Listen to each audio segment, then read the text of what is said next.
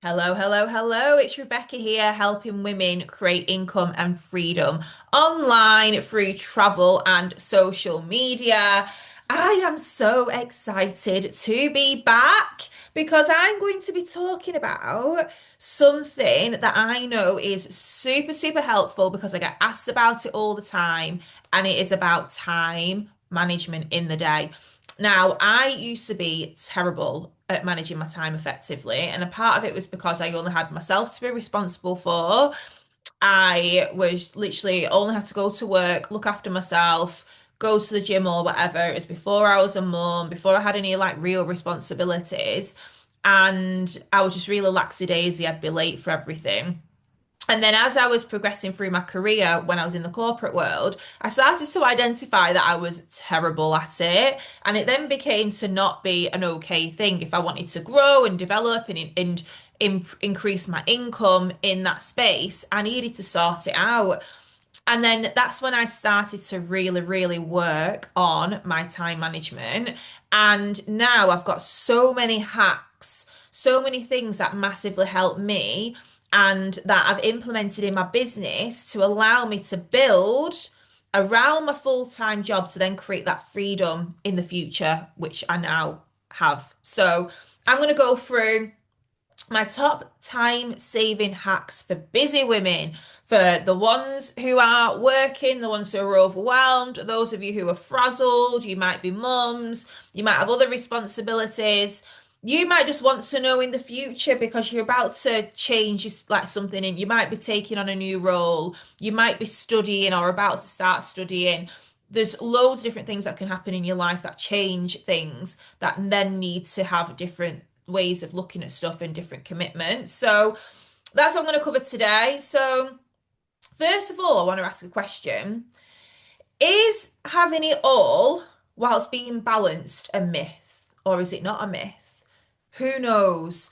I hear so many people saying like, "Oh, it's impossible to be balanced," and I hear other people saying you can have balance. And really, my interpretation of this is that balance looks different for everybody, and it doesn't necessarily mean that everything's equal in your life, in my opinion. Like balance for me is feeling fulfilled and like I've got my eye on the ball and that I'm progressing in all areas, whilst also feeling sane, whilst also feeling like I am in flow at home. Balance for me is having a tidy home, it's being decluttered, it's being in good routines, good habits, eating well, house feeling calm for my kids, but then still spending time with my kids, family time, friendship time, but then at the same time, also smashing my business goals. And there is an element of sacrifice with anything. But in my opinion, sacrifice doesn't mean that you're unbalanced because it's what's creating that balance in the future. So it depends what way you look at it. But having it all again looks different for everybody, and I believe that you can give it a very, very good shot. So if it's not balanced, I don't know what it is, but you can give it a good frigging shot. Like, just because you're building your business, it doesn't mean that every other part of your life has to be a frigging mess. Just because you're an amazing present mum doesn't mean that you can't also build a savage business. Just because your house is kept on top of, it doesn't mean that you're unproductive and not spending enough time doing your income producing activities. Like, there's different things that contribute to feeling whole, to feeling fulfilled. And I think it's important. So, in one summer, I reeled off a few things that I managed to accomplish, which to me, not saying I'm feeling completely balanced and completely happy in every single area, like I've hit all my goals or anything, because that's not the case, because we're always learning, evolving, and growing. But there's a few things that I wrote down that I managed to achieve in one summer, which was I managed to lose 2 stone. I managed to get on top of my housework. I managed to create structure and routine at home. I managed to grow my business. I managed to get on top of my money habits. I managed to get my 10,000 steps a day. I managed to stay healthy and hydrated. I traveled and developed an incredible leadership team within my business. How did I manage to do all of that in one summer. And then when I actually thought about it, I thought, you know what? It wasn't necessarily that I did it in one summer. I built it up over time. And how did I do that? And that is what I'm going to share with you. Not saying that you care about them things that I achieved or you even want the same things, but when I actually reflected on it, I thought, do you know what? I actually accomplished quite a lot of stuff, and all this stuff all has value to my life and to my goals in some way. So the first thing when I reflected back on it and decided to document it for you guys was that I decided the season I was in. Okay. So I'm not always gonna be like there's a joke in our team about every time you hit a stone, anytime you hit a star in the company. So our company would go for stars once you get to director, like 1 star, 2 star, and beyond. And every time you hit a star, there's always a running joke that you put on a stone for that star, because obviously when you're in hustle mode and you're sat at your desk a lot, you're on loads of calls, you're not moving your body as much and stuff. And that was genuinely what happened to me. Like I put on a couple of stone when I was getting my stars. But then I also noticed that when you get to a certain point, people then start to feel a bit more balanced and stuff. Like they're earning the income, they've left the job, and then people start to lose it again and start to nourish the body a little bit more. So the first thing I did was I decided the season that I was in. And the reason why I make a point of that is that sometimes I'm in a season where I'm working really, really, really hard. I'm deprioritizing other things for a season, not forever. So, as an example, I'm in a 90-day run currently, personal, just for me, my own personal 90-day run with fitness goals and business goals. So that means I'm deprioritizing social events that aren't going to grow my business. I'm deprioritizing watching Netflix. I'm deprioritizing just doing random stuff that's not going to hit my goals. I'm deprioritizing drinking alcohol. All of these things that are going to impact my performance to be able to show up effectively, whether it's from a health perspective or from a business perspective, I'm not doing them things, or I'm doing them a lot less. But then I might go through other seasons where it's like, right, I want my business to tick over, but I've missed my friends. I want to do more family things. I want to travel. So then I might have like a fun 90 days where I just think, right, for the next 90 days, I'm just going to say yes to a lot more things. I'm going to fill my cup up more. I'm going to still build my business and still be consistent, but just a different level of intensity. And that's why I had 2 stone to lose in the first place, because the season that put it on, I was not moving my body enough because I was just constantly glued to my desk, because I was at a certain point where I wanted to create a certain outcome in my life that was going to impact me in a different way, which I achieved. So think about the season that you're in. I don't know if anyone's actually been able to maximize the business potential and also like lose the weight, get the dream body, and all of these things all in one season. You might have them all as an outcome. You might have an amazing body, loads of money, a great business, amazing relationships, a great mindset. Like you might be firing at all cylinders, but I'm pretty sure a lot of people, because I'm yet to meet anyone who contradicts this, I'm pretty sure that every single one of those people went through seasons. So to grow your business, you deprioritize your other things. And it's a bit like, because I'm obsessed like with building my business, it's one of my favorite things to do. I could literally sit in a room all day, every day, if I didn't have my children, if I didn't have to eat and sleep or do whatever, I would quite happily be able to build my business all day, every day, 24 hours a day, 365 days a year, because I am obsessed with it.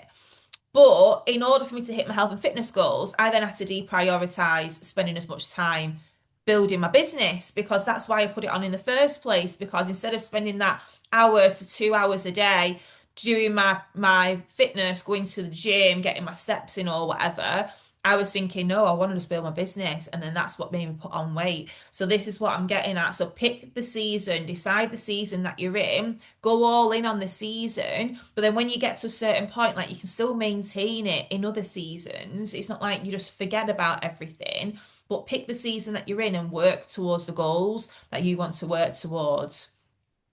And the second thing when I think about goals, it's like making your goals non-negotiable. Like I love to work in 90-day runs, and the reason why I like to work in 90-day runs is because it's a good amount of time to develop good habits. It's a good amount of time to get rid of habits that aren't serving you. If you're consistent, they're going to stick. It's also a great time because in 90 days, you can massively shift what you look like. You can massively shift your business. You can massively shift the dynamics at home. Like you can accomplish so much in 3 months, in 90 days, but then it's short enough to be able to see the end and then be like, right, okay, I know that I can focus on these other things. So that's why I love 90-day runs. That's why I love to have goals. And that's why I always set non-negotiables to my goals. So, like, as an example, I've got my daily non-negotiables and they're on my wall here. So I've got 1, 2, 3, 4, 5, 6 tasks, which count as my daily DMO. So I've got my freedom formula, get fit, which is posted on Facebook, Instagram, TikTok, show up on my story, show up on my broadcast channel. I clear my DMs a minimum of twice a day, so in the morning and the evening, and I engage for 10, 15 minutes on my Instagram and on my other platforms. And when I clear my DMs, I'm making sure I'm clearing my DMs on everything and not just my main platform. And then I've got my weekly big six as well, which includes YouTube, podcasts, collabs, all of that kind of stuff. So I'm making sure that as part of this 90-day run, I'm ticking off all of those non-negotiables for the dates and my non-negotiables for the weeks because those are what's going to hit my business goals. But then I've also got my non-negotiables in terms of my health and fitness. So I've got certain eating windows that I'm not exceeding. I've reduced my alcohol, as in, like, at this moment in time, I'm drinking zero alcohol and I don't intend to drink it again in 90 days. But what are the non-negotiables that you're setting yourself and that you are committing to? And then it's super important that when you know what those non-negotiables are, you actually plan them into your diary. So I have times where I'm super, super focused and I know I'm not going to get interrupted, but then I also have times in my day where I am going to get interrupted, which is why I love to get up at 5 a.m. And it's funny because my friend tagged me, my 5 a.m. accountability partner tagged me in something today, which was someone taking like the P out of people who get up at 5 because basically they're saying that they accomplish the same as what someone accomplishes in a full day, but who gets up earlier and who gets up later and just goes to bed later, as opposed to getting up earlier and going to bed earlier. But for someone like me, getting up early is massively productive because it means then I get a good couple of hours in to do what I need to do before my kids wake up. And sometimes like kids are unpredictable, like they might wake up earlier or whatever, but the vast majority of days I get some time in the morning. So if I was to wake up at the same time as then, my day is a shit show. Like straight away, it's a shit show because it's impossible for me to get everything done when they're dotting around because I'm in mum mode and that's my priority when they're awake. So I get up at 5 a.m. I fill my cup up, so I'll do my yoga or my Pilates, I'll walk on my walking pad, I'll drink my water, I have my vitamins, like whatever it is that I do at that time, first thing in the morning. And if, like, say, for example, if I'm in a bit of a rush or like if I don't wake up at 5, let's say, for example, if I went to bed later because I was on a late team call, so I was going to wake up at 5:45 instead. I'm always up like no later than 6 a.m. because I always do a co-working session with my team at 6 a.m. But whether it's 15 minutes before that or an hour before that, which 99% of the time it is, I make sure I fill up my cup because as the day goes on, I've got a team that's wanting my attention, my kids wanting my attention, my family, my friends. It's so easy to feel burnt out and drained and frazzled, like giving, giving, giving all day and not doing anything for yourself. It doesn't work for me in the evenings because my evenings are even more hectic than the mornings. So What I do then is I get up at 5, I fill my cup up, and then 6 a.m. till 7 a.m. I'm building my business because I'm doing my co-working with my team. And then 7 a.m. I make it really, really strict that I come off my laptop, come off my phone. And then from 7 till half 7, that's when I'll be having a shower, getting ready for the day, put my makeup on, whatever I need to do. And then around that time is when my kids start to wake up. I'll get them dressed. They have the breakfast. I do the school run. I do the nursery run if it's a nursery day. And then my day starts like that. So you have to time block certain tasks. So in that certain hour, like 6 a.m. till 7 a.m., I'm getting my non-negotiable freedom formula done. So my freedom formula are my income producing activities. So there's a certain thing that I do every single day in terms of how many reach outs I do, how many people I speak to about the business, how I do my follow-ups. All of these are my daily non-negotiables, and I'll get them done in that first hour. So I know that anything else on top of that that I do in the day is a bonus. And no matter what happens, I know that I've got my non-negotiables done. So like today is another example. I woke up feeling terrible today, a banging headache, don't know why. I've still got it lingering now, bearing in mind it's 20 to 11 in the morning, and I've had it since I woke up at 5 a.m. So I don't know if I've had it since before then or what. And I'm still functioning, but it's super annoying and it's there, and I can feel it. So I know that I'm actually so grateful that I got up at 5 and had a productive morning and did my bare minimums that I needed to do in the day. When I say bare minimums, like my bare minimums, like my fully non-negotiables that I know are going to move my needle forward. Like not bare minimums as in like send one message and that's it. Like my bare minimums are what most people do not do on a daily basis. So let's get that clear. But I've done them. So I know that, and this is part of like one of my big six for the week is like doing a YouTube video and making sure I post on YouTube, even though it's not my main platform, even though it's tumbleweeds right now at the point of doing this video. But I know it's important for my business. I know it's important in terms of the people that I want to help. And if I just get it done now, like, I don't know how I'm going to feel later. Like, I don't know if my little one's going to come home from nursery or school, like, not feeling well. Anything could happen in the day. So, the point I'm making is get stuff done sooner, ideally. And then you've got more time to spend the day as you please. I've planned it out that by 1 o'clock in the afternoon today, I would have done way more than the average person. My house would be set, my steps would have been done, I would have worked out, I've done everything, built my business. And then I've got 2 hours to myself before I need to go and do the school run where I can relax, have a nap if I want, or whatever, because I'm not feeling great today. So time block your day and be strict with it. And obviously, I've got that flexibility now because I don't work my full-time job.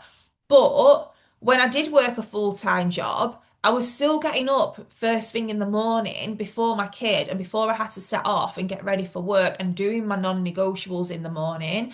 And then what I did when I got home and I finished my studying for uni, because I was studying a degree at the time and my little one was in bed, and I was like off my Zooms or whatever else I was doing. I did my non-negotiable in the evening as well. And that was a season that I was willing to go through where I did sacrifice sleep and the gym and stuff like that because I knew that I needed to do that for a period of time to create that freedom in the future. Okay, so I was really, really strict with the time that I did have, which is why I'm so strict now, even though I've got the flexibility in my day, because I want to get stuff done. I want to feel productive, but then it's also allowing me to have that space in my diary to then do the other things that I want to do. So decide the season that you're in, set your goals and non-negotiables, time block, and be consistent. If you're not consistent, I cannot help you. It's like that is the biggest thing for me. No matter if you do a tiny little bit every single day, just do something, but do it consistently. Because as soon as you start stopping and starting, you're not going to get anywhere. And it's like, say, for example, like I've had it before with like my health and fitness goals. If I've not stuck to my plan, I can't be annoyed at the world or life and blaming anything aside from myself if I've not stuck to the plan. And it's the same with business. If you've not stuck to the plan, if you've not shown up for yourself, if your excuses are louder than the actions that you are taking, then, and which they are, guys, they're excuses. If you're not consistent, I don't care what it is, whatever's happened in your life, how bad it is, if you're not consistent, it's an excuse. Because this business is so simple. And once you are able to build it every single day in terms of like you've got it as part of your routine, it's like brushing your teeth, like literally getting your non-negotiables out every single day is nothing. Like my non-negotiables are not posting on my YouTube. Like my non-negotiables are like, right, what are the things that's going to build my business as a bare minimum? Like I said, my reach outs, speaking to people about the business, making sure my DMs are clear, doing my follow-ups. You can do that no matter what is going on. It is not difficult to do. Okay. So you've got to be consistent. And then another hack that I like to do is I stack my habits. So one of the reasons why I've got a walking pad here is because I love to do my walking pad whilst I'm voice noting or like clearing my DMs down, or sometimes I'll go live when I'm on it, or like talking stories or whatever. Like stack your habits. I will move my body whilst I'm listening to a podcast or listening to an audio book. Try to do things where you're not necessarily multitasking, because I don't believe in multitasking, but doing stuff where you're stacking your habits together. So if you can get a walk in, then do a walk whilst you're doing something else. Like, don't just do a walk and then FaceTime your mate for an hour if you've got big business goals, when you could be doing a walk and then building connections on social media or getting content or something like that. So think about how you're spending your time. And another thing which is really, really helpful is just removing as many distractions and as many decisions as possible. So, by that, preparing for the next day, I always prepare the kids' clothes in the evening for the day after, school bags, nursery bags, my clothes. I make sure that my Stanley cup is already filled. It's already got my electrolytes in it, everything that I want. My yoga mat is already set out for the next day. My walking pad is already set out. Like everything is prepped. So I know I can literally roll out of bed and just like stumble into my routine. I'm not faffing around like trying to think, oh, what am I going to do? It's like I've got my affirmations already saved on my phone. Like I know what I'm going to be listening to first thing. I already know what workout I'm doing. I already know like I know everything what I'm doing at the time when my eyes are open. So how prepared are you, and are you removing your distractions? So like, are you putting your phone on do not disturb when you're building your business? My phone's on do not disturb all the time. The only people who can get through to me are my partner, school and nursery. That is it. If you are none of those three people, you will not get through to me. One of the mums, I love her to bits. One of Hallie's best friends' grandparents, say mums, so she's got still classes of the mum, she does all the mum stuff. Rings me randomly in the day, like sometimes, and I never answer it. I don't think I've ever answered the phone to her in the day. And it's not because I don't want to speak to her, but it's because like that is not my priority in the day. My priorities are not answering other people's phone calls. My priorities are looking after my kids, looking after me, growing my business, my partner, and like family, like my brother, my mum and dad, who I speak to every day as well. And even though there's other people who I really, really love, like they're not in my priority in this season because my business is my priority when I've got that free time, when I've not got the kids. If I've not got the kids, I'm growing my business. Even when I'm doing social events, 9 times out of 10, it's something business related. I can't remember the last time I just went out just for shits and giggles with the girls. Actually, I can't remember, it was before Christmas, but it happens so rarely.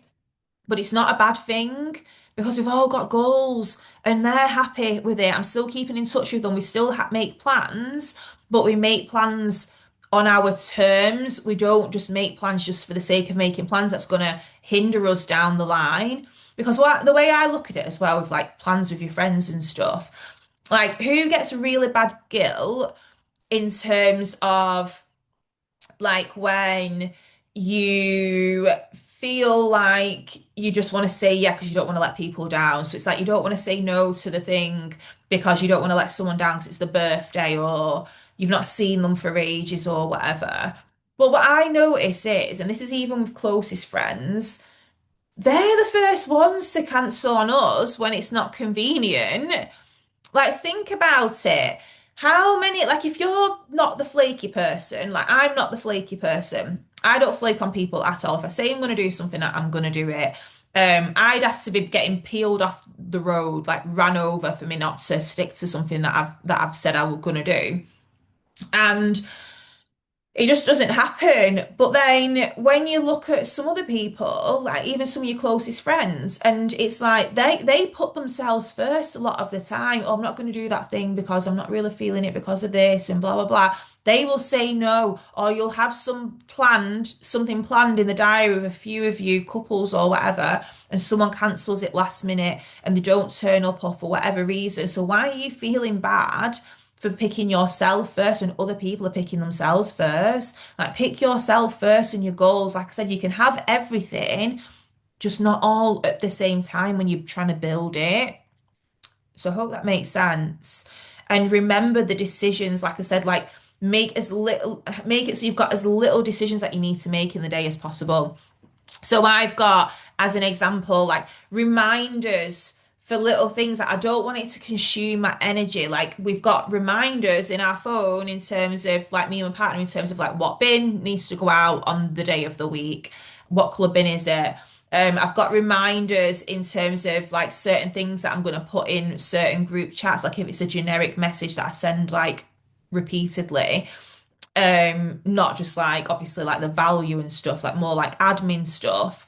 I automate things as much as possible to make it so I don't have to remember to do these things and it just happens automatically. Other things like just you can simplify your eating schedule. Like I'm not a cook, so it's easy for me to do this, but my meals are so simple and I keep them the same pretty much every single day. And to some people that will sound like hell, but to me it's a dream because it's a lot less time to prepare it. I don't have to think about it. And it's still stuff that's gonna get me to my body goals, but it's not stuff that's taking up a lot of time that's deflecting me away from my business goals. And can't read my note here. What have I even put there? Oh yeah. Then, in terms of like what my days look like, so when I am having the most productive days, I've always worked on my evening first. And this was something again that was really, really challenging for me. This wasn't something that came naturally. This was something that I had to train myself. So I was always the person who identified as not needing a lot of sleep.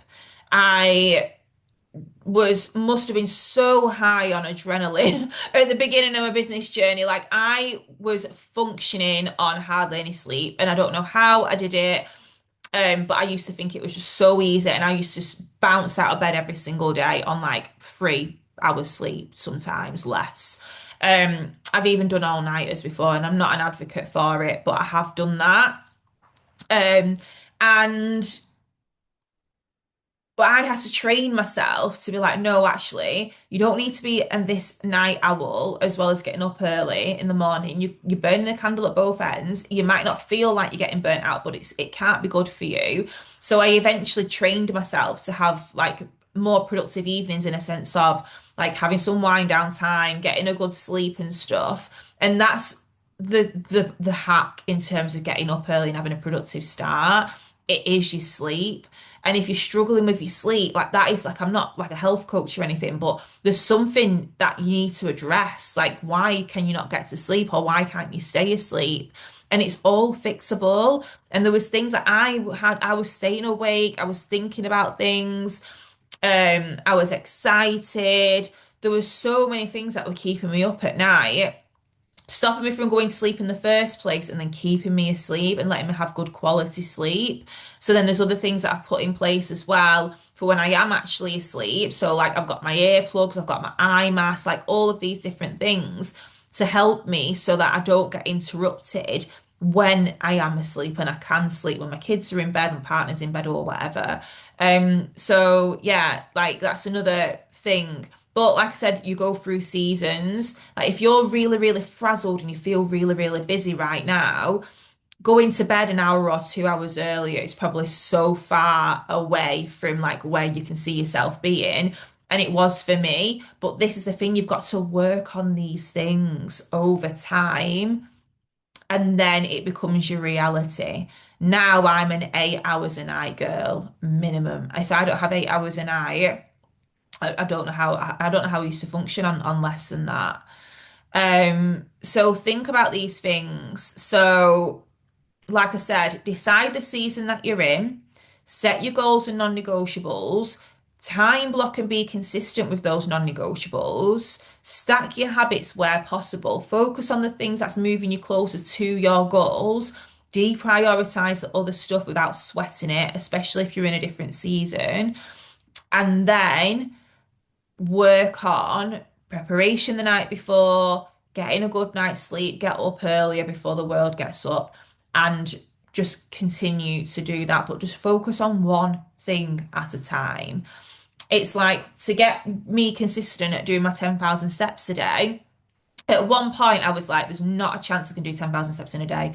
Far too busy to do 10,000 steps in a day. But what I did, I just trained myself gradually. And that for a season, like I remember at one point for like 90 days, that was one of my daily non-negotiables, and I was willing to deprioritize other things for 90 days to get into the habit of that.